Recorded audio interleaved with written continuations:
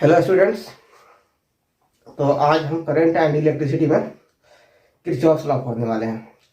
तो इसके दो लॉ हैं, एक को जंक्शन रूल या किरचॉफ करंट लॉ भी बोलते हैं, दूसरा है लूप लॉ या इसको किरचॉफ वोल्टेज लॉ भी बोलेंगे, है ना। किरचॉफ करंट लॉ को शॉर्ट में केसीएल भी लिख सकते हैं और किरचॉफ वोल्टेज लॉ के शॉर्ट में केवीएल भी लिख सकते हैं, केसीएल एंड केवीएल। तो सबसे पहला देखते हैं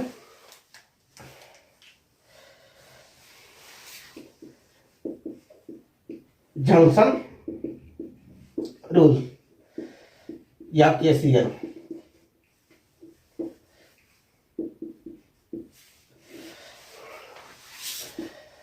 तो दी algebraic sum of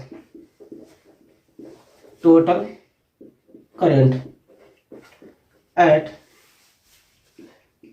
any junction of any electrical circuit is always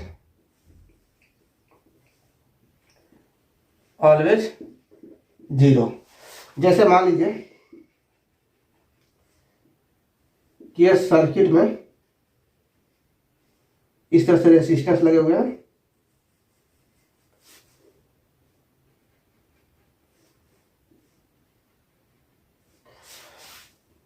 मान लीजिए यहां से I1 करंट जा रहा, यहां से I2 जा रहा,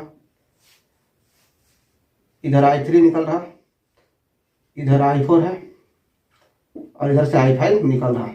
ठीक है। तो जैसे कि लिखा हुआ है कि एल्जेब्रिक सम, मतलब ये हुआ कि जो करंट नोड पे पहुंच रहा, ये नोड पॉइंट है या जंक्शन पॉइंट बोलिए, तो जितने भी करंट जंक्शन पॉइंट पे पहुंच रहे हैं यदि उसको प्लस में कंसीडर किया जाए तो जो जंक्शन से बाहर निकल रहे हैं उनको माइनस से कंसीडर करना है। ठीक है। और टोटल का ऐड करेंगे तो कितना आना चाहिए, जीरो आना चाहिए, है ना। ऐसे भी सोचो कि ये जंक्शन पॉइंट है, करंट फ्लो कर रहा मतलब चार्ज फ्लो कर रहा है। अच्छा, चार्ज फ्लो कर रहा है तो देखिए कि इस जंक्शन पॉइंट पे जितना चार्ज पहुंचेगा उतना चार्ज बाहरों निकलना चाहिए। यहाँ तो इसका घर नहीं है ना कि सब भर रहा है ना, जमा हो रहा, ऐसा तो होगा नहीं, है ना। किसी नोड पॉइंट पे ऐसा तो नहीं होगा कि वहां पर जैसे समझिए कि बहुत सारा ये पाइप लाइन है, जब वाटर फ्लो कर रहा तो जितना वाटर यहाँ पर आता है उतना ही वाटर जो है दूसरे लाइन से निकल जाता है ना। यहाँ पर थोड़ा ना होता है कि हाँ 10 लीटर पानी आ रहा तो 9 लीटर गया, 1 लीटर ये बचा दिया, ऐसा तो नहीं होता। उसी प्रकार से करंट के साथ भी ऐसा नहीं होगा। ठीक है। तो जितना करंट जो है यहाँ नोड पे पहुंच रहा उसको यदि प्लस से लिखेंगे और जो यहाँ से निकलेगा उससे उसको जो है माइनस से कंसिडर करेंगे। ठीक है। या इसका उल्टा भी कर सकते हैं, है ना। तो अपना अपना चॉइस है। तो यहाँ से जो है मान लीजिए कि I1 करंट यहाँ पहुंच रहा था, I1 को लिखें प्लस में, I2 यहाँ पहुंच रहा था, I2 को लिखें प्लस में। उसके बाद देखिए I3 बाहर निकल रहा था, इसमें लिखेंगे माइनस I3। I4 यहाँ पर पहुंच रहा तो ये हो गया I4 और I5 यहाँ से देखिए बाहर क्यों निकल रहा तो माइनस क्या हो गया I5। ये हो गया एल्जेब्रिक टोटल सम, है ना। और टोटल कितना आना चाहिए, हमेशा जीरो आना चाहिए। ठीक है। मतलब ये एग्जाम्पल है। ठीक है। इसका क्या है, एग्जाम्पल है। इसका मतलब हो गया कि summation of I at junction point equal to क्या हो गया, जीरो, है ना। ये समेशन का साइन है, समेशन का मतलब है ना I1 प्लस I2, है ना, इस तरह से। और साइन को भी कंसीडर करना है। जंक्शन पर हम यही कंसीडर किए हैं कि यदि जंक्शन पे पहुंच रहा है करंट तो उसको प्लस में और जंक्शन से बाहर निकल रहा है तो उसको माइनस में। तो ये हो गया क्या चीज, जंक्शन रूल या केसीएल। अब देखिए नेक्स्ट पढ़ते हैं किरचॉफ वोल्टेज लॉ या लूप लॉ। तो ऊपर से मिटाते हैं सबको। चलिए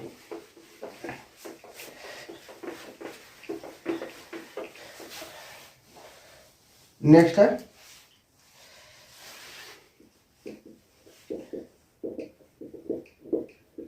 किरचॉफ वोल्टेज लॉ और लूप लॉ। अब देखिए पहले स्टेटमेंट लिख देते हैं, दी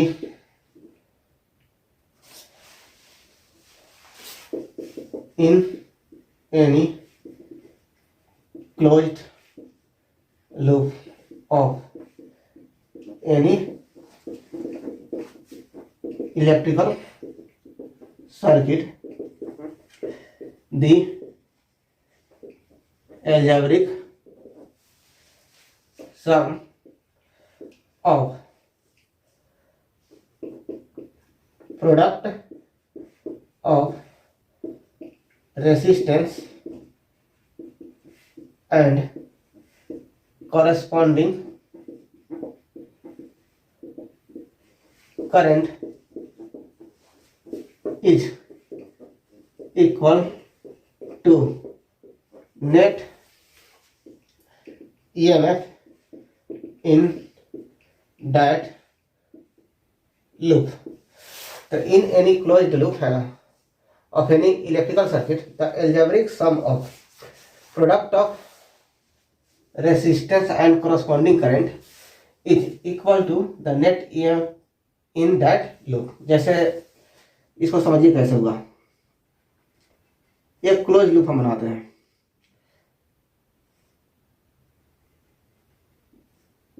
इस तरह से कहीं कहीं सेल भी लगा देते हैं,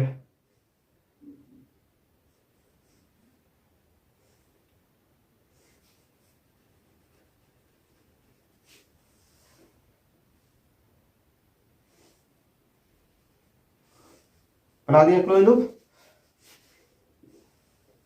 मान लीजिए कि ये इलेक्ट्रिकल सर्किट का कोई हिस्सा है, इसको मान लीजिए R1, इसको R2, इसको R3, इसको R4, इसको R5 है ना, ये सब रेसिस्टेंस है।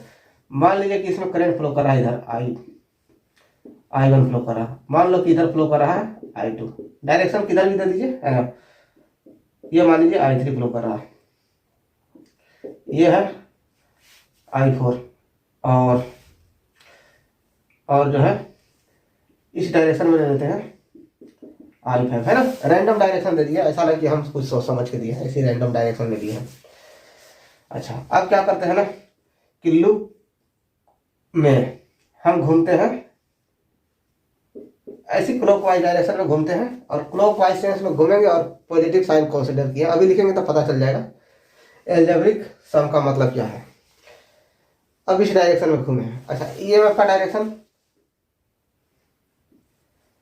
इसका ईएमएफ E1 मान लीजिए, इसका डायरेक्शन इधर है, इसका ईएमएफ इधर मान लीजिए, इधर होगा ना नेगेटिव से पॉजिटिव की ओर, इसका ईएमएफ मान लीजिए E2।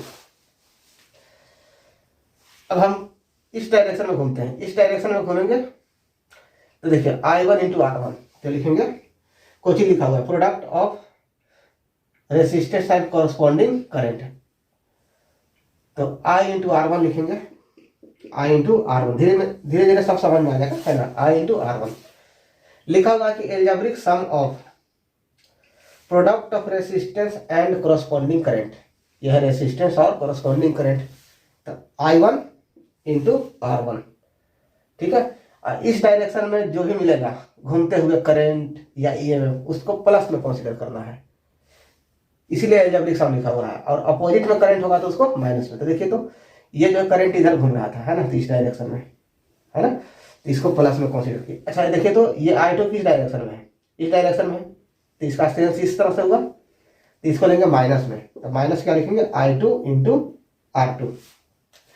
अब इसमें आइए I3 में, I3 का सेंस कैसे है, इस डायरेक्शन में, मतलब ऐसे सेंस है, सेम सेंस में, तो इसको लिखेंगे प्लस I3 R3। अच्छा यहाँ देखिए I4 R4, इसका भी सेंस इधर ही है, तो प्लस लिखेंगे I4 R4।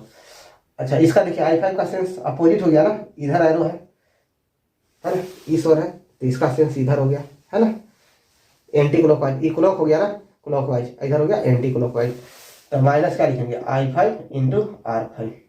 हाँ, अब स्टेटमेंट पढ़िए, इन एनी क्लोज लूप है ना of any electrical circuit, the algebraic sum of product of resistance and corresponding current, तो रेसिस्टेंस एंड कॉरस्पॉन्डिंग करंट का प्रोडक्ट करके और सबका एल्जेब्रिक सम भी ले लिया, है ना, सबका ले लिया। 5-6 रेसिस्टेंस है तो पाँचों का ले लिए, है ना, हर एक का रेसिस्टेंस लिए और हर एक को करंट से मल्टीप्लाई किए और सेंस का भी ध्यान रखा, है ना। क्लॉकवाइज सेंस में ऐसे बना दिए कि इधर की ओर जो करंट फ्लो कर रहा होगा इस सेंस में उसको प्लस में और अपोजिट में होगा तो माइनस में। चलिए ये तो हो गया। अब कह रहा कि is equal to net EMF in that loop. तो अब कह रहा कि इस लूप में EMF कौन कौन सा है, EMF सोर्स, एक तो है E1 और एक तो है E2। E2 का सेंस देखा जाए तो इस डायरेक्शन में है ना, मतलब कि क्लॉकवाइज सेंस में है, तो E2 को लिखेंगे प्लस में।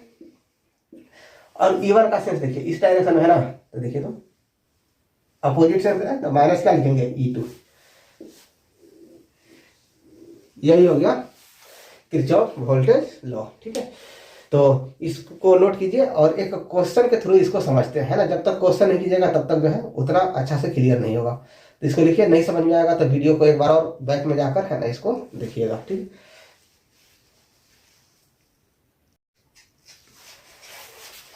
आइए इस क्वेश्चन को सॉल्व करते हैं। तो network PQRS is made as under PQ, देखिए ये PQ है, ठीक है, और इसमें एक बैटरी है 4 वोल्ट का, इसका इंटरनल रेजिस्टेंस 0 है और इसका पॉजिटिव टर्मिनल P से कनेक्ट है, ये P पॉइंट है। अच्छा, उसके बाद QR जो है रेजिस्टेंस है कितना होगा, 60 ओम का, और PS में एक बैटरी है जिसका पॉजिटिव टर्मिनल P से कनेक्ट है और इसका इंटरनल रेजिस्टेंस 0 है, 5 वोल्ट का बैटरी है, ठीक है।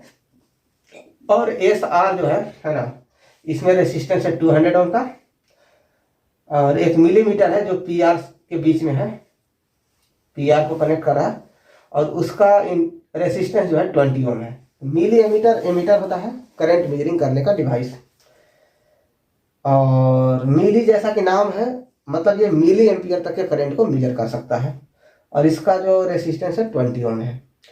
तो हमको कैलकुलेट करना है, calculate the reading of milliammeter, मतलब इस मिली एमीटर से कितना करंट फ्लो कर रहा वो मेजर करना है ना। तो अब देखिए इसको जो है KVL एंड KCL लॉ जो है यूज करके ये सब क्वेश्चन बनता है। तो सबसे पहला है किरचॉफ करंट लॉ। तो हम क्या करते हैं कि सर्किट में ही किरचॉफ करंट लॉ अप्लाई करते हुए करंट का डिस्ट्रीब्यूशन कर देते हैं। हम मान लेते हैं कि इसमें I करंट फ्लो कर रहा, ठीक है, I फ्लो कर रहा है, 2 रास्ता है, इधर से मान लीजिए कि I1 चला गया तो बाकी का कितना बचा, I माइनस I1, ठीक है। जैसे मान लीजिए कि 10 लीटर पानी इधर से फ्लो कर रहा है तो 4 लीटर इधर फ्लो कर गया तो बाकी का 6 लीटर तो इधर से ही जाएगा और तो कोई दूसरा रास्ता है नहीं। तो उसी प्रकार I करंट आ रहा, I1 इधर फ्लो कर गया तो बाकी का कितना बचा, I माइनस I1 इधर से फ्लो करेगा।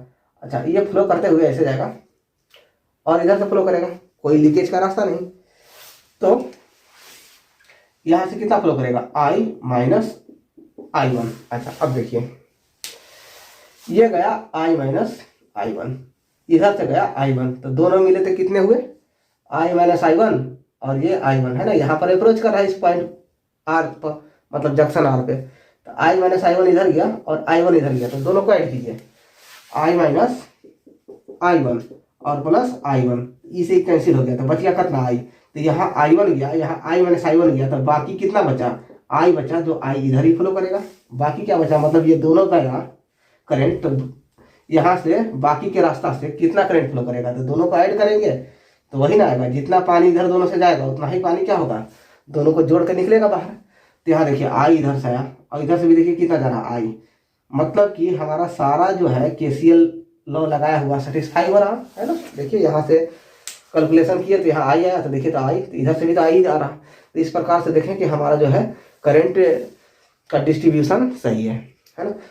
हम क्या करेंगे कि करंट का डिस्ट्रीब्यूशन सर्किट में ही कर लेंगे, अलग से कोई इक्वेशन नहीं लिखेंगे, नहीं तो इक्वेशन का नंबर बढ़ जाएगा और नंबर बढ़ेगा तो सॉल्व करने में परेशानी आएगी, है ना। तो अब देखिए, अब हमको क्या निकालना है, हमको तो I1 निकालना है। हम देख रहे हैं इसमें 2 वेरिएबल दिख रहे हैं, एक दिख रहे हैं I, एक I1। तो I और I1 को निकालने के लिए चूंकि 2 वेरिएबल है तो 2 इक्वेशन का जरूरत पड़ेगा, और हम देख रहे हैं कि KVL लॉ लगा सकते हैं एक नीचे वाले लूप ट्रायंगुलर लूप में और एक ऊपर वाले ट्रायंगुलर लूप में, दो लूप दिख रहे हैं तो दोनों में लगा सकते हैं। तो दोनों में केवीएल लॉ लगाएंगे तो दो इक्वेशन मिलेंगे, और जब दो इक्वेशन मिलेंगे तो दोनों को सॉल्व करके आई और I1 निकाल सकते हैं। तो हमको जो है एमीटर से ही करंट निकालना है, सिर्फ I1 निकालना है, तो हम सिर्फ I1 ही निकालेंगे। अब देखिए, अब क्या करते हैं, इन closed loop P R Q P, देखें तो ये P R Q P इस सेंस में हम घूम जाते हैं। तो घूमिएगा तो चलिए, केवीएल लॉ याद है, तो algebraic sum of product of current and corresponding resistance is equal to net EMF in the circuit. तो चलिए, इधर से करंट गया I1, सेंस देखिएगा इसी सेंस में है ना, तो क्या हो जाएगा 20I1। यहाँ से देखिए 60 इंटू आई, इसी सेंस में है तो लिखेंगे 60 ओम रेसिस्टेंस है इंटू आई। इधर से देखिए, इधर से जा रहा हूँ, इसमें तो कोई रेसिस्टेंस है ही नहीं, आप चाहे तो लिख भी सकते हैं 0 इंटू आई, रेसिस्टेंस इसमें 0 है इस लेंथ में पी क्यू में, तो 0 इंटू आई लिखिए, चाहे लिखिए ही नहीं, है ना, तो हम लिख देते हैं एक बार 0 इंटू आई इक्वल टू होता है net EMF in the circuit, close loop, है ना, net EMF in the close loop. तो इस क्लोज लूप में कितना ईएमएफ लगा हुआ है, ये है 4 वोल्ट का, ठीक है, इसका भी सेंस वही है, तो इधर भी प्लस में लिखेंगे, तो कितना हो गया 20I1 हो गया प्लस 60I हो गया, ये तो 0 ही हो गया, है ना, 0 इंटू I1 नहीं I है, तो 0 इंटू आई तो 0 ही हो गया, इक्वल टू कितना हो गया 4। इसका नाम दे देंगे इक्वेशन 1। अच्छा, अब एक और इक्वेशन के लिए इस लूप में घूम जाते हैं, तो इन क्लोज्ड लूप, इन क्लोज्ड लूप, लूप का नाम लिखिए PSRP, दिखा PSRP। इस लूप में केवीएल लॉ लगाते हैं, तो अब देखिए यहां से चलते हैं, I माइनस I1, हाँ कहीं से भी चल सकते हैं, कोई दिक्कत नहीं है ना। तो यहाँ कितना है करंट I माइनस I1 और रेसिस्टेंस कितना है 200 ओम, हो गया।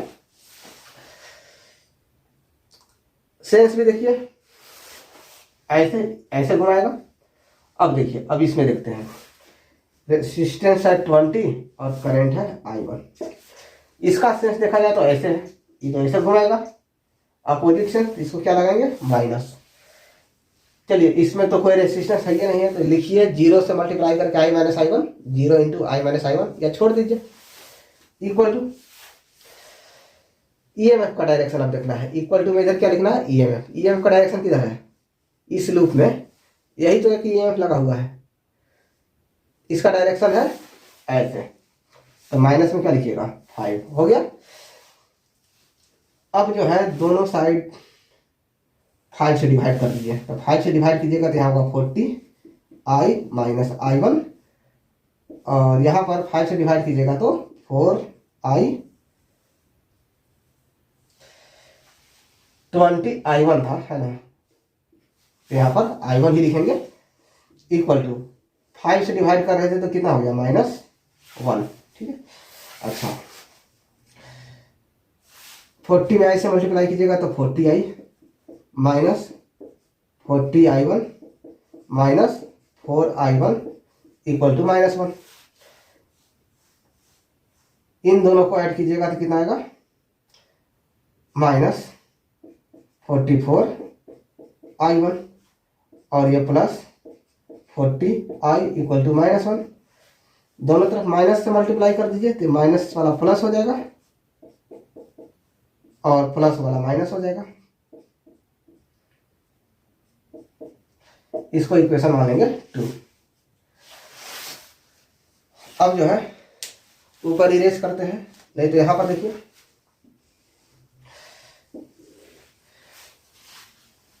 हमको तो I1 कैलकुलेट करना है, हम चाहते हैं I वाला कट जाए, तो देखिए यहाँ 40 है, यहाँ 30 है, यदि इसमें 2 से मल्टीप्लाई करेंगे तो 120 आएगा, इसमें 3 से मल्टीप्लाई करेंगे तो 120, तो प्लस माइनस कैंसिल हो सकता है।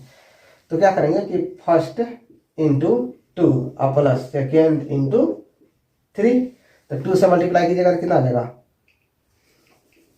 ये हो गया 40I1 प्लस 120I, दोनों साइड मल्टीप्लाई होगा तो इधर कितना हो गया 8, है ना। इसमें 3 से मल्टीप्लाई करना है तो आएगा 132I1 माइनस 3 से मल्टीप्लाई कीजिएगा तो 120I, 3 से मल्टीप्लाई कीजिएगा तो 3 हो गया।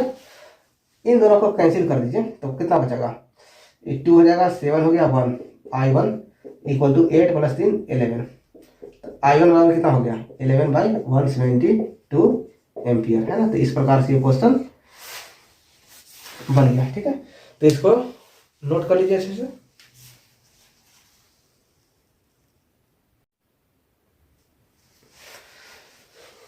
आइए अब नेक्स्ट टॉपिक पढ़ते हैं, with stone bridge, with stone bridge. तो देखिए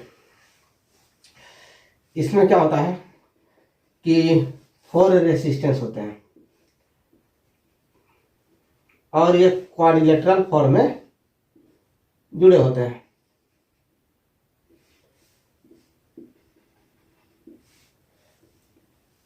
इसका 2 अपोजिट टर्मिनल किसी एक्सटर्नल पोटेंशियल डिफरेंस सोर्स से जुड़ा रहता है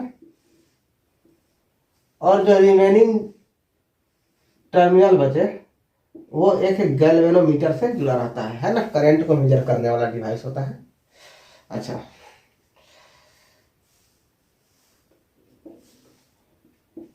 करंट इस तरह से जाएगा I, चलो तो इस करंट का कुछ हिस्सा I1 इधर चला गया, इधर बना देते हैं, I2 इधर चला गया, ठीक है। और मान लीजिए कि I1 इधर से गया, इधर चला जाता है I2, इधर मान लीजिए कि गैल्वेनोमीटर से IG करंट फ्लो कर जाता है और ये दोनों आया वापस और इधर से चला गया। अच्छा, I2 यहां लिख दिए हैं तो यहां लिख देते हैं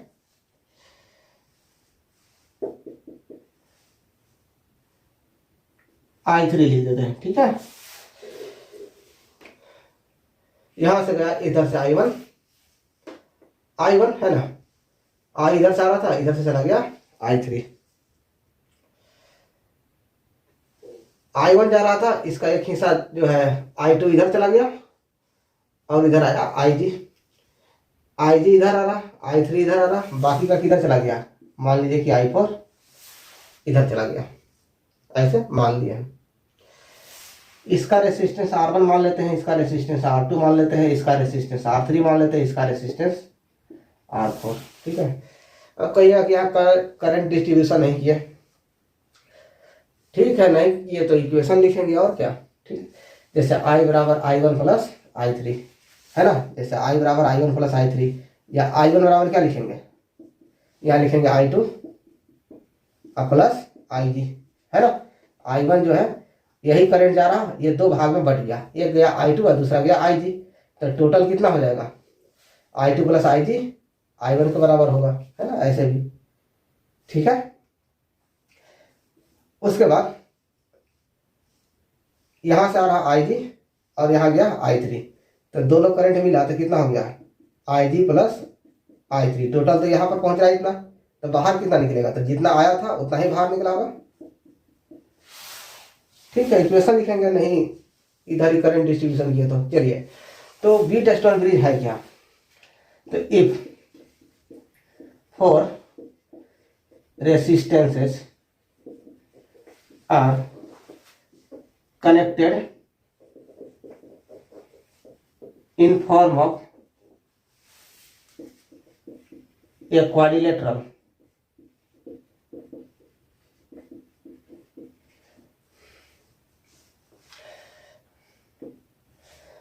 the opposite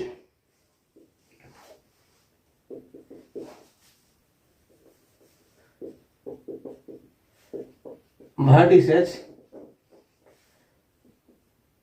are connected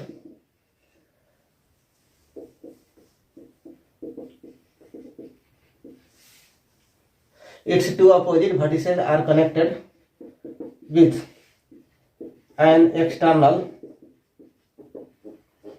potential difference source and remaining are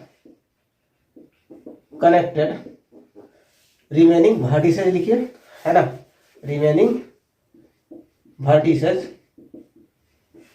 are connected with a galvanometer. Such arrangement is known as Wheatstone bridge. Wheatstone bridge. So if four resistances are connected in form of a quadrilateral, its two opposite vertices are connected with a external PD source, है ना, external PD source of EMF E, and remaining two, बाकी के जो बचे हुए two हैं, connected with a galvanometer. Such arrangement is known as Wheatstone bridge. इसी को Wheatstone bridge कहेंगे. In the state of balanced Wheatstone bridge,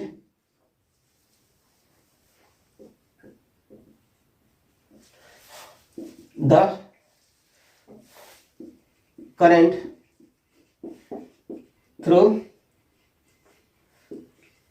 galvanometer is 0, मतलब IG इक्वल टू 0. अच्छा, एक स्टेट होता है बहुत इंपॉर्टेंट, बैलेंस्ड व्हीटस्टोन ब्रिज कब होता है? जब इससे कोई करंट फ्लो नहीं कर रहा होता है, मतलब IG 0 रहेगा, तब जाकर कहेंगे कि ये बैलेंस स्टेट में है ना, व्हीटस्टोन ब्रिज बैलेंस्ड है. तो अब देखिए, अब इसमें लूप लॉ लगाइए और इसमें लूप लॉ लगाइए, ठीक है. लूप लॉ लगाइए, नाम लिख दीजिए, नाम तो लिखे ही नहीं, ABCD.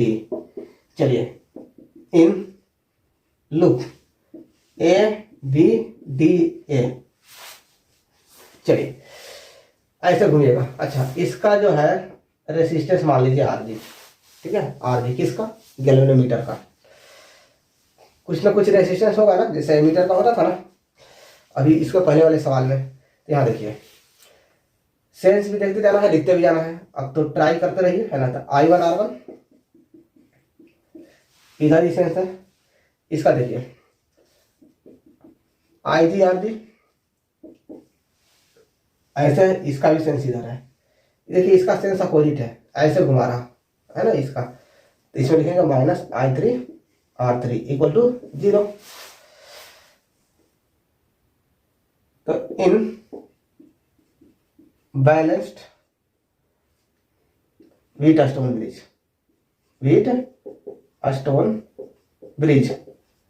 क्या होना चाहिए? IG कितना होगा? 0. तो IG की जगह 0 भर दीजिए, तो कितना हो गया? I1 R1, ये तो टर्म में खत्म हो गया, -I3 R3 को उधर टपा दीजिए, ये कितना हो गया? I3 R3. क्लियर है? अच्छा, ऊपर वाला नोट कीजिए, ऊपर वाला मिटाते हैं. चलिए, पॉज करके नोट कर लिए होंगे. चलिए,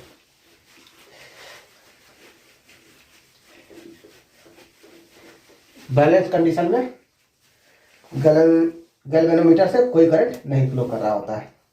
चलिए, इन लूप, एक और लूप ले लीजिए, ABDA तो ले लीजिए ना, अब दूसरा ले लीजिए BCDB.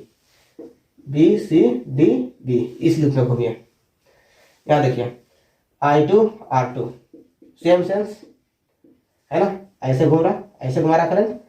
अब देखिए ये अपोजिट सेंस है, तो minus I4 R4, I4 R4. यहाँ देखिए ये IG RG है, IG इंटू RG. इसका सेंस लिखिए करंट का, इस तरह से अपोजिट सेंस है, इसको लिखेंगे माइनस में, इक्वल टू क्या लिखेंगे? 0. इन बैलेंस्ड स्टेट IG कितना होगा? 0. तो 0 से काम खत्म, तो हो गया कितना? I2 R2 बराबर I4 R4. क्लियर है?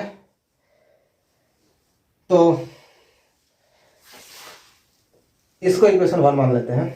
यहाँ देखिए, since I1 equal to I2 plus IG है, IG को क्या रखना है, बैलेंस स्टेट में 0, तो I1 किसके बराबर हो जाएगा, I2 के। ठीक है, IG 0 करेंगे तो I1 किसके बराबर होगा, I2 के। यहाँ देखिए कितना लिखा हुआ है, IG plus I3 equal to कितना लिखा हुआ है, I4। बैलेंस स्टेट में IG बराबर 0, तो I3 किसके बराबर होगा, I4 के। I3 किसके बराबर होगा, I4 के। तो अच्छा यहाँ पर देखिए, तो इसलिए I2 के जगह पे देखिए क्या लिखते हैं, I1 लिख सकते हैं ना। यहाँ देखिए, तो I2 की जगह पे क्या लिख सकते हैं, I1, यहाँ लिख दीजिए। इसलिए फ्रॉम टू, I2 की जगह क्या लिखेंगे, I1 इंटू R2। I4 की जगह क्या लिखेंगे, देखिए I4 की जगह पे I3 लिखेंगे, तो क्या लिखेंगे, I3 इंटू R4। इसको इक्वेशन मान लिए 3। अब क्या करते हैं ना कि 1 डिवाइड कर दिए 3, 1 कर दिए डिवाइड 3, 1 दिख रहा है यहाँ पे और 3 यहाँ पर है। चलिए डिवाइड कीजिए, तो ये हो गया I1 R1, और डिवाइड में क्या लिखेगा, I1 R2 इक्वल टू, यहाँ देखिए कितना है, I3 R3 डिवाइड बाई क्या लिखेगा, I3 R4। I1 से I1, I3 से I3, तो कितना आ गया, R1 बटे R2 बराबर R3 बटे R4। ये जो रिजल्ट निकल के आया, ये बैलेंस्ड व्हीट स्टोन ब्रिज का है ना सबसे इंपॉर्टेंट कंडीशन है। R1 बटा R2 बराबर R3 बटे R4 रहेगा, तभी जो है wheat stone bridge balance condition में रहेगा, मतलब बीच से कोई करंट फ्लो नहीं करेगा, है ना। तो यही है व्हीट स्टोन ब्रिज के लिए, बैलेंस व्हीट स्टोन ब्रिज का है ना सबसे एसेंशियल कंडीशन। याद रखिए, R1 बाई R2 है ना, R1 बाई R2 बराबर R3 बटे R4, ये होगा, तभी जो है व्हीट स्टोन ब्रिज बैलेंस में रहेंगे। तो इसको अच्छे से नोट कर लीजिए। अब जो है कुछ क्वेश्चन रह गए, और मीटर ब्रिज और पोटेंशियल मीटर आपके सिलेबस में है, जो कि अच्छे से नेक्स्ट वीडियो में कवर किया जाएगा। चलिए इसको नोट कर लीजिए।